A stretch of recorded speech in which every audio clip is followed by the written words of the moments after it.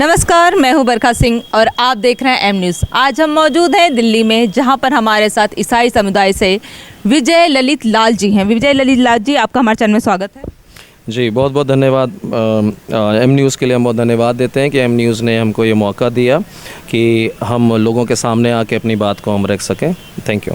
विजय जी, पहले तो आप अपना परिचय जनता को दीजिएगा। जी मैं बताना चाहता हूँ, मेरा नाम विजय ललित लाल है और मैं डायसिस ऑफ लखनऊ CNI में ही एक पादरी के परिवार में मेरा जन्म हुआ। मेरे पिताजी reverend PM Lal ji CNI जब से बनी तब से ही वो चर्चों में काम करते रहे और बड़ी निष्ठापूर्वक ईमानदारी पूर्वक उन्होंने काम किया। और मैं जब बड़ा हुआ तो मिशन के ही बहुत सारे स्कूलों में, अलग अलग स्कूलों में मैं पढ़ाता रहा। और जब 2017 में जब हमने बहुत बड़े लेवल पे जब इस बात को देखा कि हमारे मिशन स्कूलों में बहुत सारी अनियमितताएं हैं, विशेष रूप से टीचर्स और कर्मचारियों को उनको जो है उनका जायज़ हक नहीं मिल रहा है, उनको सैलरी नहीं मिल रही है, और उनकी हमने जब दुर्दशा देखी तो हम अपने आप को नहीं रोक पाए और हमने लिखना शुरू किया। लिखने का परमेश्वर ने हमको गुण दिया है, तो हमने लिखना जो शुरू किया, EPFO को लिखा हमने और लेबर कमिश्नर को और DIS को जब लिखना शुरू किया तो समाज में बहुत सारी चीज़ें नई पहली बार निकल कर के आई। और उसका कोर पर्पज़ यही था कि हम टीचर कम्युनिटी को और पब्लिक स्कूल एम्प्लॉयज़ को हम बेनिफिट दे सकें। वो मेरा पहले भी यही उद्देश्य था, आज भी यही उद्देश्य है। विजय जी, आप इस टाइम पे सुर्खियों में हैं बहुत। एक सीधा साधा सा विजय, जिसको सब लोग बहुत सीधे साधे रूप में जानते थे, आज एक वो क्रांतिकारी बन के उभरा हुआ है। तो इसके पीछे क्या वजह है?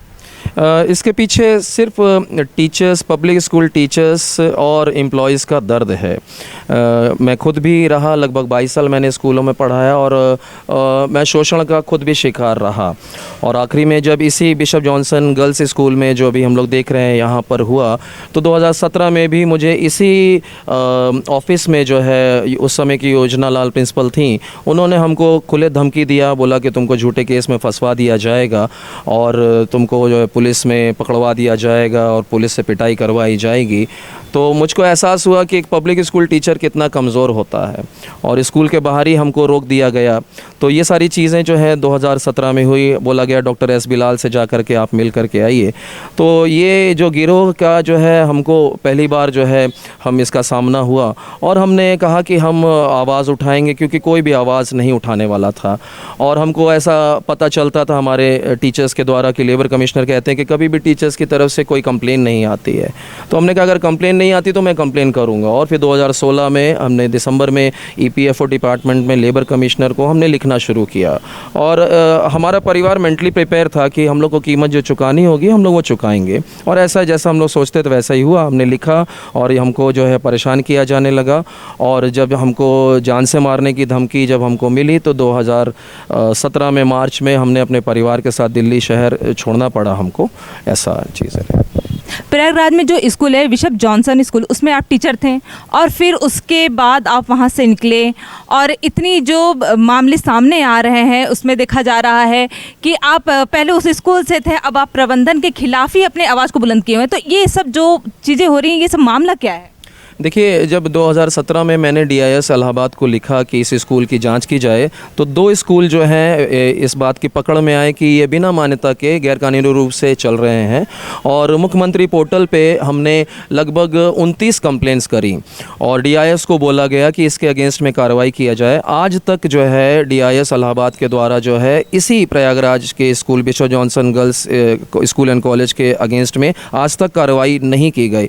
और अगर ये कार्रवाई उसी समय कर दी गई होती तो शायद आज जो ये जो घटनाएं हो रही हैं वो नहीं होती। तो प्रशासन हमेशा से जो है वो किसी न किसी प्रकार से इनसे प्रभावित रहता है और हमारे जैसे लाखों टीचर्स जो हैं पूरे देश में जो हैं प्रभावित होते रहते हैं। उनको सैलरीज नहीं मिलती हैं और बहुत तरीके का पैटर्निटी लीव्स हैं, मैटर्निटी लीव्स हैं, बहुत तरह की जो है इरेगुलरिटीज़ होती रही हैं, अभी भी हो रही हैं। मेरा जो मुहिम है पब्लिक स्कूल टीचर्स को उनका सैलरी और उनके जो बेनिफिट्स हैं उनको लाभ दिलाना ही है। तो आज का जो हालात इस टाइम पे चल रहा है फिलहाल में, तो उस पर आप खुद को कहाँ पर खड़ा पा रहे हैं? देखिए 2017 के बाद से हमने चीज़ों को जो लिखना पढ़ना शुरू किया तो काफ़ी सफलता मिली हम लोगों को। और आप वहाँ पे एक स्कूल है यूं Christian public senior secondary school Mutthiganj में है, वहाँ पे कभी भी किसी टीचर को या एम्प्लॉय को ग्रेजुएटी नहीं दी गई। जब हमने लेबर कमिश्नर को लिखा तो पहली बार उस स्कूल ने बहुत सालों के बाद 15-16 साल के बाद आई थिंक सो उन्होंने ग्रेजुएटी देना शुरू किया। ऐसा ही जो है जमुना जूनियर हाई स्कूल है जमुना चर्च के पीछे, वहाँ का भी यही हाल था। तो जो ये हमारा बिशप और पादरी और मैनेजर्स का ये जो ग्रुप है जो पूरे समाज को कंट्रोल करते हैं, ये लोगों का शोषण करते हैं और इसके अगेंस्ट में ही जो है मेरा ये मुहिम है और बहुत सफलता हम लोगों को मिली। बिशप जॉनसन स्कूल में एक ही महीने में लगभग जो है 300 से ज़्यादा एम्प्लॉयज़ का एनरोलमेंट हुआ, ESI में एनरोलमेंट हुआ, कई स्कूलों में एनरोलमेंट हुआ। तो हम लोग को बहुत सफलता मिली। यूं क्रिश्चियन पब्लिक स्कूल में जो है कभी किसी को ग्रेजुएटी दी ही नहीं गई थी और जब हमने लिखना शुरू किया तो बहुत सारे लोगों को ग्रेजुएटी मिली, अभी भी ग्रेजुएटी दे रहे हैं और वो लोग टुकड़े टुकड़े में ग्रेजुएटी दे रहे हैं। तो हम लोग को इसमें हर तरह से हम लोग को बहुत सफलता मिला है और मुझे पूरा विश्वास है कि मैं पब्लिक स्कूल टीचर्स के लिए और एम्प्लॉयज़ के लिए मैं इस बात को सुनिश्चित करने पाऊँगा कि उनको उनका हक मिले, हर प्रकार का हक मिले। जैसे अगर हम बात करें तो उनको सिलेक्शन ग्रेड मिलना चाहिए 10 साल की जॉब के बाद, जो उनको नहीं मिलता है, जो उनका एक हक है। और हमारे ये जो मैनेजर्स और प्रिंसिपल्स हैं और बिशप्स हैं, ये सब मिल के उनको उनका राइट नहीं देते हैं। तो मैं इस बात को सुनिश्चित करूँगा कि जो मेरा बलिदान और मेरे परिवार का बलिदान हुआ 2017 में, उसका प्रभाव, उसका जो लाभ जो है इन तक पहुँचे। तो अभी पिछले दिनों एक ऑडियो वायरल हो रहा था जिसमें आपको कोई गाली दे रहा है, आपके साथ अभद्रता कर रहा है, तो ये इसके पीछे कौन था और ये क्यों कर रहा था? देखिए हम आपको बताएं कि जब हमने देखा कि हमारे समाज में कोई भी व्यक्ति सामने आकर के आवाज़ नहीं बन रहा है और ये लोग खुले हैं हर प्रकार की अनियमितताएं और आपराधिक कामों को करने के लिए, तो हमने दोबारा से हम खड़े हुए और हमने कहा कि हम आवाज़ बनेंगे। और 20 मई को हमने जो है जो बिशप दान ने और संजीत लाल और राकेश छत्री, विनीता सुबियस, इन लोगों ने मिलकर एक नए स्कूल को उद्घाटन किया, जो कि अभी उसका मामला जो है न्यायालय में लंबित था। तो हमने उसके लिए कंप्लेन दोबारा से किया 20 मई को और उसके बाद भी हमने 3-4 कंप्लेंट्स करी, जिसमें से एक बहुत महत्वपूर्ण था कि जो माइनॉरिटी स्टूडेंट्स हैं उनको जो है फ्री में एजुकेशन दिया जाए। तो उसके बदले में इन लोग को बहुत ज़्यादा जो है परेशानी हुई और इनके गिरोह है, इन लोगों का एक तरह से संगठित गिरोह एक दूसरे को लाभ देते हैं। उसी के तहत में जो है बिशप मॉरिस दान और राकेश छत्री जी, संजीत लाल, विनीता सुबियस आदि जो है लोगों का गिरोह में इस वेबस्टर जेम्स को आगे करके जो है हमको बुरी तरह से धमकाया गया कि दिल्ली में आके मैं तुमको मारूंगा, तुम्हारा मैं अपहरण कर लूँगा, और बहुत सारे अपशब्द मुझे बोले गए, मेरे मरहूम पिताजी के बारे में बोले गए। तो ये इसी प्रकार का शोषण जो है पूरे समाज में लोगों का होता है और जब मेरे जैसा कोई भी इंसान जब समाज के भलाई की बात करता है तो इन लोग को बहुत सारी समस्याएं होती हैं और इसी प्रकार से धमकाने का और झूठे केसों में फंसाने का, FIR करने का ये लोग प्रयास करते हैं। जी, ऐसा कुछ और आपके साथ किया गया, मतलब कुछ ऐसे व्यक्तिगत रूप से आके लड़ाई झगड़ा ऐसे दिल्ली में आकर किया गया? नहीं, अभी तक तो ऐसा नहीं हुआ, लेकिन ये जो घटनाक्रम जिस तरीके से हो रहा है इसमें मेरी जान और मेरे परिवार की भी जान को खतरा है, क्योंकि ये लोग का एक गिरोह है जो पूरे उत्तर भारत में जो है सक्रिय रहता है और इनके पास अकूत धन संपत्तियां हैं जो स्कूलों से ही इनके पास आती हैं और प्रभाव है, स्कूलों में एडमिशन देते हैं, लोगों को जॉब्स देते हैं। तो हमको लगातार इस बात का खतरा है और आप लोग देखा, पूरे विश्व ने देखा कि कैसे एक बिशप जो है बिशप मॉरिस दान अपने पूरे लोगों के साथ लेकर के वहाँ जा रहे हैं और एक महिला के साथ इतनी बुरी तरीके से अभद्रता का व्यवहार कर रहे हैं और कानून को हाथ में लिया है। तो मेरी जान को खतरा हमेशा बना रहे और मुझे इस बात की परवाह नहीं है कि मेरी जान को क्या होगा। देखिए, अगर बलिदान हर सफलता के पीछे एक बलिदान होता है, एक युद्ध होता है, तो I am prepared for that. एकदम तैयार हैं आप? हाँ, बिल्कुल बिल्कुल। जैसे अभी आपने बताया कि ये एक स्कूल, ये बिशप जॉनसन गर्ल्स विंग है, जो कि जहाँ पर प्रिंसिपल जो है पारुल जी हैं, उनके साथ ये अभद्रता हुई है और ये करने वाले भी एक धर्मगुरु हैं, दान साहब, और उन्होंने किया। तो आपको क्या लगता है ये जो धर्मगुरु आजकल ऐसे अपराध करने पर और ऐसे लड़कियों के साथ, स्त्रियों के साथ, महिलाओं के साथ, जो कि हमारा उत्तर प्रदेश महिलाओं का बहुत सम्मान करता है, ऐसे तो पूरा भारत करता है पर उत्तर प्रदेश में ज़्यादातर महिलाओं को बेटी बचाओ बेटी पढ़ाओ का ऐसा नारा है, तो इसमें ऐसा किया जा रहा है। तो आपको क्या लगता है कि ये करना एक धर्मगुरु के लिए एक शोभनीय कार्य है या अशोभनीय? जी बिल्कुल, ये जो घटना हुई, ये इससे हमारे समाज का सच जो है सामने आया। और कुछ ही लोग ऐसे हैं, इस बिशप के अलावा ऐसा कभी भी किसी बिशप ने कानून को कभी हाथ में नहीं लिया, और इनकी जो आपराधिक मानसिकता है और जो इनकी ताकत है उसका एक ये स्पष्ट उदाहरण जो है समाज के सामने आ गया कि कैसे ये मिली भगत से जो है ये समाज की आवाज़ को दबाते हैं। और ये हमने अपनी कंप्लेन में भी इस बात को लिखा था कि ये गिरोह जो है ये किसी भी नियम कानून को नहीं मानता है, हमने इस बात को बताया। तो मैं फिर जोर देता हूँ कि बिशप, मैनेजर्स, प्रिंसिपल्स ये मिल करके जो हैं, इसमें कुछ पादरी लोग भी शामिल होते हैं, ये लोग किसी भी नियम कानून को नहीं मानते, कहते हैं हम माइनॉरिटी हैं और हर प्रकार का जो है कृत्य करते हैं। अभी देखिए जबलपुर में भी जो इतनी बड़ी FIR हुई, वहाँ पे लगभग 35-40 लोग जो गिरफ्तार हुए, करोड़ों रुपए का जो गबन हुआ, ये सब इसी ग्रुप के हैं। इससे पहले भी आप देखिए PC सिंह के ऊपर जो है उनके घर से करोड़ रुपए बरामद हुए, आज तक जो है EOW है, ये सब कार्रवाई उनकी हो रही है। तो ये समाज की सच्चाई है कि डायसिस ऑफ लखनऊ जो है बिशप मॉरिस दान की अगुवाई में जो है और बद से बदतर होता चला गया। और इनके जो एक बहुत घनिष्ठ मित्र हैं राकेश छत्री जी, जो कहते तो हैं कि हम अल्पसंख्यक समाज के जो है वो नेता हैं, लेकिन ये अल्पसंख्यक समाज का ही तुष्टीकरण करते हैं। और इससे जो है BJP की और योगी सरकार जी की, माननीय नरेंद्र मोदी जी की जो है बहुत ही जो है इसमें हमारे समाज में एक बहुत बुरा प्रभाव पड़ रहा है, बहुत बुरा मैसेज जा रहा है। क्योंकि देखिए सच जो होता है वो सामने आता है। राकेश छत्री जी का भी सच जो है सामने आ रहा है। राकेश छत्री जी BJP में होते हुए वो अपना पूरा प्रोटेक्शन दान जी को देते हैं, उनके करीबी सलाहकार हैं। और ये जो घटना हुई है बिशप जॉनसन स्कूल में, इस स्कूल के सचिव जो हैं वो वही हैं जो इस स्कूल को चलाती हैं, लेकिन वहाँ पे उस दिन जो है वो किस वजह से वो मौजूद नहीं थे ये हम लोग सब लोग समझ सकते हैं। तो हमारे समाज जो है ये बहुत ही गलत लोगों के हाथ में है। मैं माननीय मुख्यमंत्री योगी आदित्यनाथ जी से और प्रधानमंत्री नरेंद्र मोदी जी से रिक्वेस्ट करते हैं कि ये जो संगठित आपराधिक समूह है इसकी जो है वो जांच करवाएं, हमसे जो है इस बात की में मदद लें। मेरे पास बहुत सारे डॉक्यूमेंट्स और पेपर्स हैं और हम चाहते हैं कि एक न्याय का माहौल और जो समानता का और स्त्रियों को सम्मान मिले, उनको इज्जत मिले और समाज बढ़े। तो मैं आपके चैनल के माध्यम से मैं रिक्वेस्ट करना चाहता हूं कि इस मुहिम में हमारा साथ दें। सैकड़ों स्कूल्स और हॉस्पिटल्स और संस्थान हैं जहां पे भ्रष्टाचार अपनी पराकाष्ठा पे है और कोई भी व्यक्ति नहीं बोलता, इसीलिए आज हमको भी M न्यूज़ के सामने आना पड़ा। और मैं धन्यवाद देना चाहता हूं कि आप लोगों ने ये मौका हमको दिया है।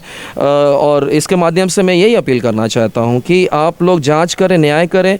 आप देखें इलाहाबाद ज़िला प्रशासन जो है उस बात को उसने कभी नहीं देखा कि जब स्कूल से चल रहे थे तो इतने ढेर सारे प्रिंसिपल्स वहाँ पर अपना स्कूल छोड़ करके वहाँ पे उस प्रिंसिपल के ऑफिस में क्या कर रहे थे। DIS साहब को इस बात का संज्ञान लेना चाहिए, पूछना चाहिए कि आप अपना स्कूल छोड़ करके यहाँ कैसे आ गए। और इस तरह का जो आपराधिक कृत्य किया, ये स्कूल का ताला तोड़ा जबकि उनके पास कोई भी ऑर्डर नहीं था, और एक महिला के साथ पता नहीं क्या क्या किया। हम लोग तो थोड़ा ही सी चीज़ वीडियो में देख रहे हैं, उसके पीछे क्या क्या घटना हुई होगा वो नहीं मालूम। आज भी देखिए इतना दिन हो जाने के बाद भी 2 FIR हो चुकी हैं, लेकिन प्रयागराज पुलिस ने जो है अभी तक जो है वो उनको गिरफ्तार नहीं किया है। मैं आपके चैनल के माध्यम से उत्तर प्रदेश सरकार से मैं निवेदन करना चाहता हूं कि बिशप मॉरिस दान और जितने भी नामजद लोग हैं इनके ऊपर कार्रवाई से जल्द की जाए।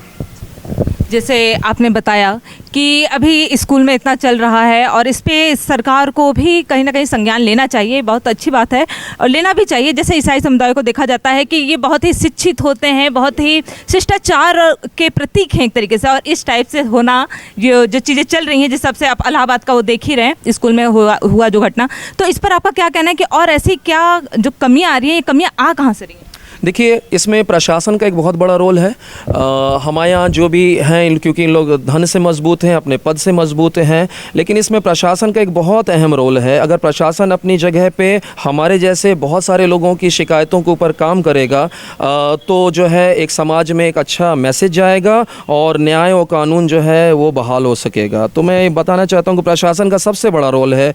मैंने भी खुद 29 कंप्लेंट्स करी और जिसमें से बहुत सारी कंप्लेंट्स का निराकरण आज तक नहीं हुआ। 7 साल बीत गया है, लेकिन DIS इलाहाबाद ने इसी स्कूल का संज्ञान, कोई भी कार्रवाई, विभागीय कार्रवाई आज तक नहीं हुई। उस समय 13 करोड़ रुपए की हेराफेरी की FIR हुई थी, लेकिन उसके बाद आज तक सरकार की तरफ से, विभाग की तरफ से कोई कार्रवाई नहीं हो। इसी वजह से इन लोगों का मनोबल बढ़ता है और ये इस तरह का अपराधिक कृत्य करते हैं। और अगर इसको यहाँ नहीं रोका गया तो ये कहाँ जाके रुकेगा? किसी दिन बहुत बड़ी घटना हो सकती, किसी के साथ भी हो सकती है, जिसके लिए कहीं ना कहीं प्रदेश सरकार और इलाहाबाद प्रशासन जो है इसके लिए जिम्मेदार होगा।